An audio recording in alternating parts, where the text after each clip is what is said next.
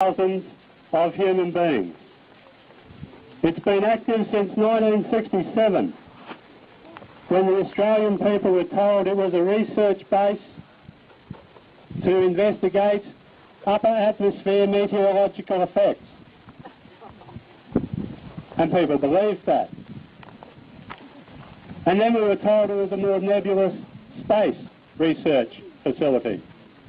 That was in 1967 when it was gazetted by then Defence Minister Alan Fairhall, who is no longer with us, to explain his actions. We now know, due to the work of many dedicated people, dedicated truth seekers, just what this base does do. In the official literature, what the people of Australia are allowed to be told, this is a ground receiving station for several networks of satellite intelligence collection vehicles. So that when you use your mobile phone anywhere in East Asia or the Middle East, this is the base that will electronically monitor your conversation. We know that this base is used in the provision of targeting information for the war in Iraq. When the shock and awe campaign of bombing, which Donna was present for, was taking place, it was information from this base they used to coordinate the targets into the so-called smart missiles and bombs.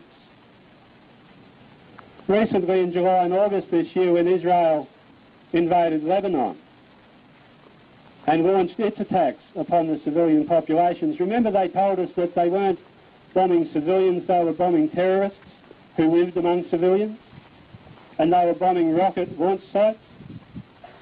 This is the base that identified those rocket launch sites and sent the Israeli bombs and missiles into those civilian populations. I guess when I come here, this is the first time in a while we've been allowed to come here. We were initially excluded from within 2 kilometres of Pine Gap, and we won an application in the Supreme Court to be able to come here, to the front gate, to make our political point. And every time I look at this facility, I think that this facility exemplifies corruption, and it exemplifies the work of Satan, the Prince of Lies. Because this base possesses some of the most up-to-date technology in the world. Technology which could be used to verify arms control and bring about disarmament. Technology which could be used to minimise natural disasters and the effects of natural disasters. Technology which could be used to assist every human being on this planet to have the opportunity to realise their full potential.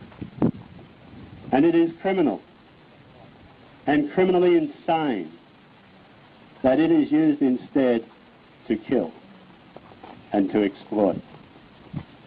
And I know that all of you here join me in the wish that this base be transformed. And the first act of transformation today, we're going to change this sign, so that instead of telling people that trespassing is prohibited, it is going to declare to the world just what this base really is.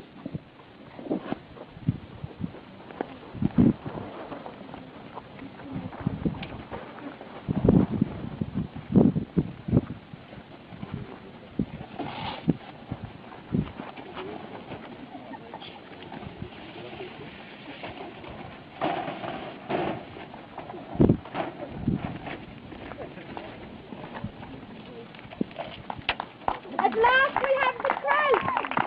Thank you!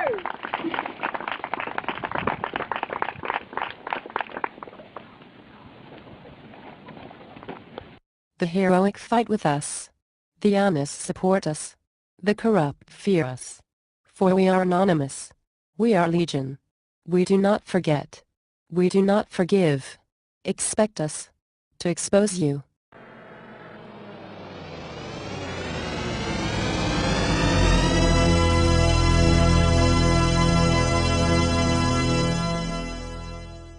That has killed hundreds of thousands of human beings.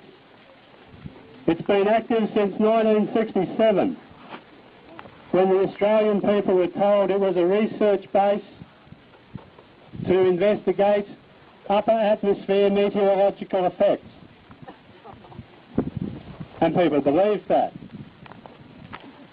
And then we were told it was a more nebulous space research facility. That was in 1967 when it was gazetted by then Defence Minister Alan Fairhall, who is no longer with us, to explain his actions.